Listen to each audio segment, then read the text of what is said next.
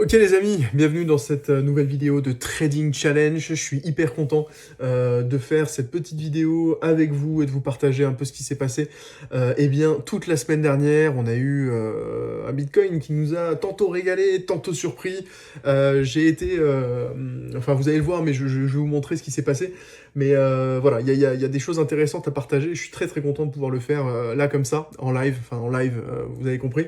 Alors, avant de partir sur mes trades, juste un petit point sur ce qui s'est passé au niveau de mon plan, que j'ai un peu revisité, retravaillé. Alors attention, hein, fondamentalement, il n'y a rien qui change. C'est simplement des petits ajouts à droite à gauche pour le solidifier, pour être un peu plus cohérent vis-à-vis de ma façon de fonctionner. Qu'est-ce que j'ai mis? Tout simplement un maintien de position intraday swing, dans la stratégie. Encore une fois, je préfère que tout soit carré et formalisé. Au niveau des setups, donc j'avais mis à l'initial pattern identifié, bull flag, bear flag, range. Je préfère les voir sur du H1, sur du H4 et uniquement prendre des positions sur ce type de time frame, même si c'était à peu près dit ici, c'était pas suffisamment clair. Donc voilà, encore une fois, par souci de rigueur, on va mettre ça comme ça. Sweep de liquidité, donc évidemment, j'avais parlé des previous daily low, previous weekly low, monthly low, quarterly low, etc. Mais évidemment, on parle aussi des highs, ok? Voilà, donc je préfère mettre le et inverse, parce que je ne traite pas que les lows, je traite aussi les highs. Bon, voilà. Encore une fois, toujours au niveau de la rigueur, je préfère que ce soit formel. Au niveau de la gestion de risque, alors j'ai modifié un petit truc, puisque c'est vrai que j'ai l'habitude de trader plutôt comme ça. Donc je m'interdis les cumuls de positions, d'accord, mais je m'autorise, si vous voulez, une cumul de positions à partir du moment où mon premier trade, il est déjà ABE. Voilà, je ne risque plus rien sur un trade. Bon, je m'autorise une deuxième position en long ou en short de toute façon, puisque je ne risque plus rien sur le premier trade. Voilà, donc je préfère être clair là-dessus.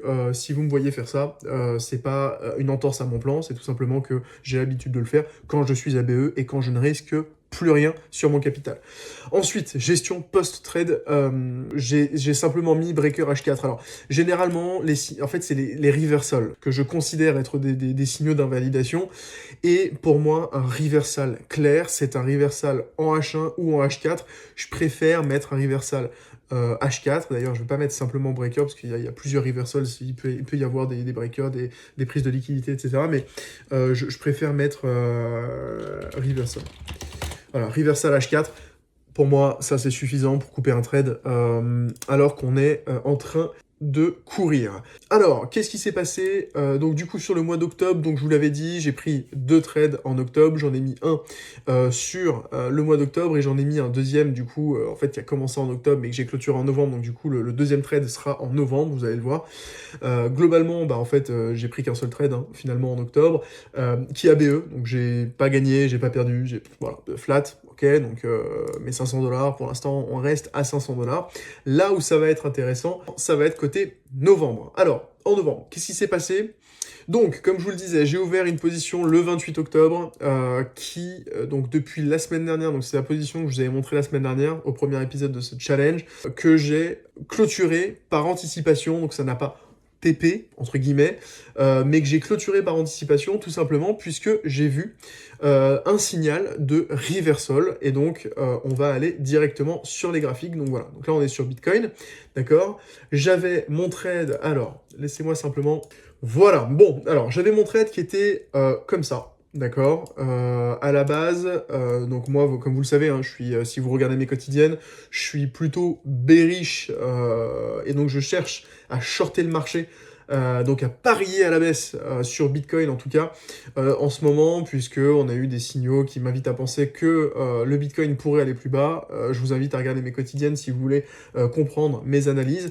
Et donc sur ce trade-là, alors ma target était le dernier plus bas de... oui, c'est ça, le dernier plus bas du mois de juin, qui était aux alentours de 98 234, ok? Et là où j'ai été un peu gourmand, on va dire, eh bien, j'ai mis le take profit à 98 235, Sauf que, juste avant ça, on avait ici une très très belle zone de liquidité qui, quand elle a été prise, eh bien, a tout simplement fait un reversal. Donc le prix, en fait, s'est retourné à ce moment-là, d'accord? Donc là, on va aller sur du low time frame, voilà, sur du H4, c'est un peu plus parlant. Mais en tout cas, voilà, quand on est parti prendre cette liquidité, on s'est arrêté juste avant mon take profit et donc ma target initiale, d'accord? Et à ce moment-là, je me suis dit, mince, zut, comment on fait? J'avais évidemment pas envie que le trade court pendant des années, d'autant que ça faisait quand même plus de 9 jours. Donc voilà, hein, je l'avais ouvert le 28 octobre et on l'a clôturé, je l'ai clôturé le 5 novembre, d'accord? Ça faisait 9 jours. Donc, qu'est-ce que j'ai fait? J'ai tout simplement laissé le prix respirer un peu. Et au moment où le prix nous a fait un premier breaker H4, eh bien, j'ai décidé de couper ma position ici, d'accord? Donc en fait, au final, j'ai pas fait un RR de 18,35 comme escompté, j'ai fait un RR de, je dois être à 13 de RR, quelque chose comme ça, ok? Donc le RR, c'est le risk-reward, c'est combien je risque pour gagner combien, d'accord? Donc là, alors, je suis très content, très beau RR pour un premier trade, surtout sur ce trading challenge qui vient de commencer. Je suis très heureux parce que ça me permet, moi, derrière, d'avoir du jus pour être serein, en tout cas pour la suite. Je suis content de ne pas partir avec un SL. Mais, cela dit, on a quand même... Voilà, j'ai quand même une certaine frustration d'avoir eu ce TP manqué là qui a été voilà, qui s'est arrêté pile ici. À savoir que, et là je vous livre un peu ma stratégie, c'est que quand j'ai eu ce premier breaker ici, eh bien je me suis mis tout simplement à BE, d'accord? Donc, normalement, à chaque breaker, je mets des BE. Voilà, en tout cas, pour mon trade management. J'espère que ça peut éventuellement vous donner des idées, vous qui potentiellement vous tradez de votre côté ou quoi. Mais en tout cas, voilà, moi, c'est comme ça que je gère un peu les choses. Je suis très content, encore une fois, hein, d'avoir coupé ici. Donc, je vous montre un peu mon journal de trading à côté.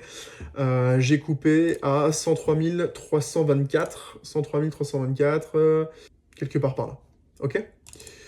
Voilà pour ce premier trade. Alors, ensuite, vous allez voir les trades suivants, j'ai pas eu autant de chance, puisque les 3 trades suivants ont SL, je crois. Ouais, SL, SL et BE. Ok, donc imaginez que première position, donc j'ai dû me prendre, je pense, j'ai dû me mettre à peu près là, ok, d'accord, donc soit c'était cette bougie-là, et en fait, au final, je me suis fait SL, ok, et ensuite, après coup, j'ai repris exactement le même trade en me disant, bon bah voilà, c'est pas grave, je me suis fait mécher, c'est pas un souci, on va retourner dans le trade. Ici, je me suis dit que on allait pouvoir, eh bien, tout simplement faire de la continuation, et je me suis encore une fois fait SL. Mon plan m'interdit de faire plus de 2 trades par jour et de risquer plus de 2,5% de mon capital, les amis, rappelez-vous. Et donc, c'est la raison pour laquelle j'ai ici 2 trades hein, sur la journée du 6 qui ont SL. Ok, ce sont les 2 trades que je vous ai présentés juste avant. Ensuite, j'ai eu la journée du 7, donc la journée de vendredi.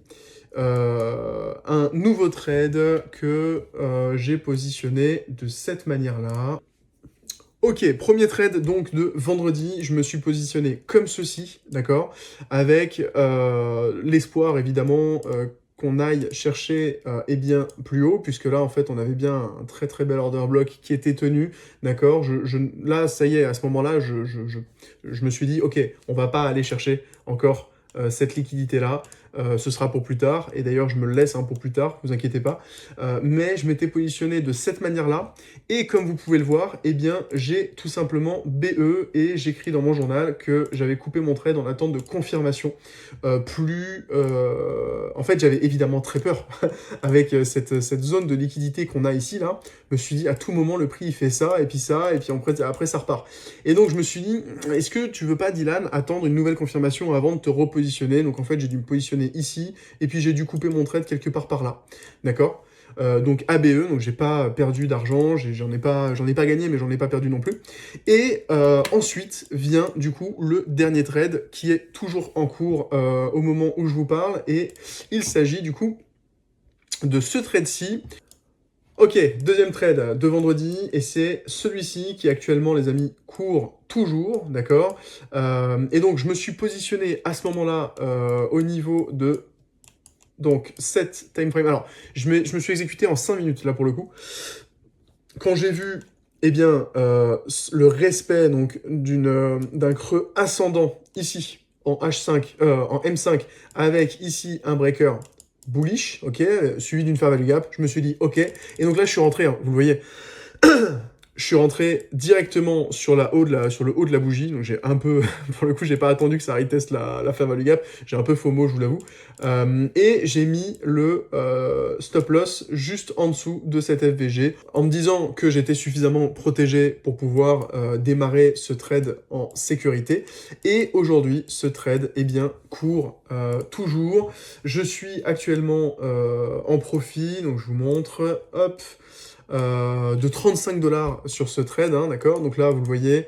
D'ailleurs, vous avez l'historique de mes trades hein, sur mon interface Hyperliquid. Comme vous pouvez le voir, j'ai pas fait 40 000 tentatives, hein, donc j'ai bien le nombre de tentatives qu'il y a sur mon journal de trading. Un achat, une vente, un achat, une vente, un achat, une vente, et un deuxième achat et une deuxième vente sur cette zone-là, d'accord.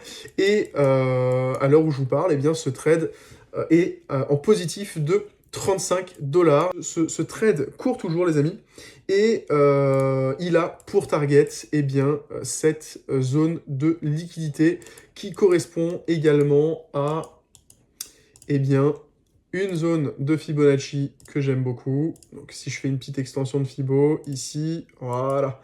En fait, il correspond à un peu moins que le 1,618. Et généralement, voilà, le marché aime bien. Alors, au niveau des 1, on est pile sur cette zone de liquidité qui est là. Donc potentiellement, le marché peut très bien faire un liquidity, pardon, 1, 2, 3, un sweep de liquidité ici avant de repartir, mais dans ces cas-là, je me mettrai ici ABE, d'ailleurs je vais le faire tout de suite, puisque ça me semble intéressant avec ce breaker de me mettre ABE, je suis déjà ABE, ok c'est bon, je l'avais déjà fait, super, donc là en fait je suis en SL win, donc au pire des cas je gagne 8 $, bon ok, donc là je suis protégé, d'accord, alors hop, je vais le mettre tout de suite en propre sur mon graphique, donc ici les amis, hop, je me mets un petit SL win, ok.